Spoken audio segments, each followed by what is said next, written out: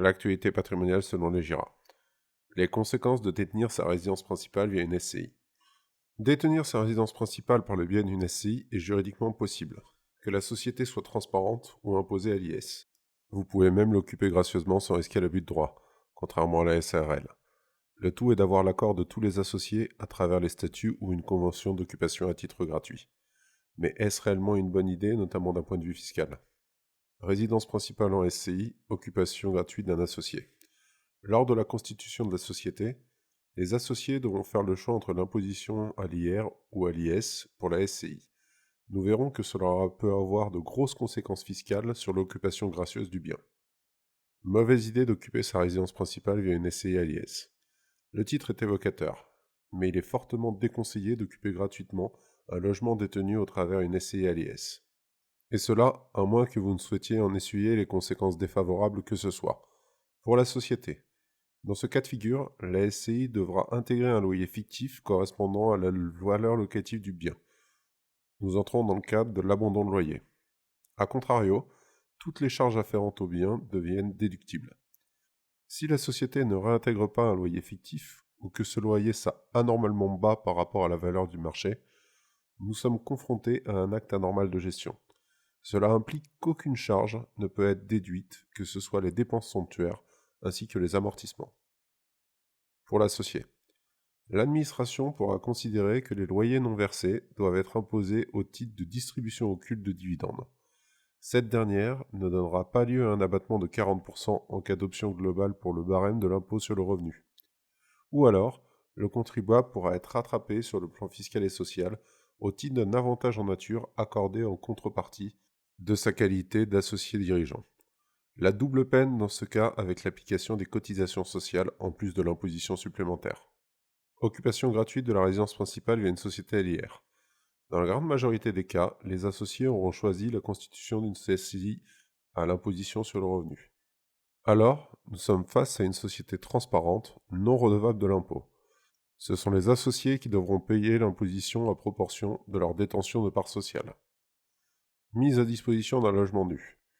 Lorsqu'une SCI met à disposition gratuite de ses associés un logement nu, elle est considérée comme s'étant réservé la jouissance du bien. Par conséquent, la société ne déclare aucun loyer lors de la déclaration fiscale annuelle, mais elle ne pourra par conséquent déduire aucune charge attachée au logement, y compris les intérêts d'emprunt si la SCI a contracté un prêt immobilier pour acquérir le bien. Pour autant, d'un point de vue comptable, les sommes versées par les associés pour rembourser le crédit seront inscrites en compte courant d'associés. La SCI, même si elle n'a pas perçu de loyer, doit procéder à une déclaration 2072 l'année de sa constitution. Elle sera en revanche dispensée dans les années ultérieures si la société ne perçoit et ne verse aucun revenu. Remarque importante sur les charges. La notion de charge est essentielle, car si les dépenses d'entretien, impôts, taxes et assurances afférentes à l'immeuble sont mises à la charge de l'associé occupant, la mise à disposition gratuite peut être requalifiée en contrat de location. La mise à disposition d'un logement meublé à titre de résidence principale. La SCI peut mettre à disposition de l'un de ses associés un logement meublé. Pour être fiscalement considéré comme meublé, le bien immobilier devra comprendre 11 équipements de confort décrits par la loi. Le cadre fiscal sera celui des bénéfices industriels et commerciaux pour les associés personnes physiques ou celui de l'IS pour les associés personnes morales. Si le contribuable est sous le statut LMNP, la SCI doit réintégrer dans son résultat fiscal un loyer fictif correspondant à la valeur locative du bien.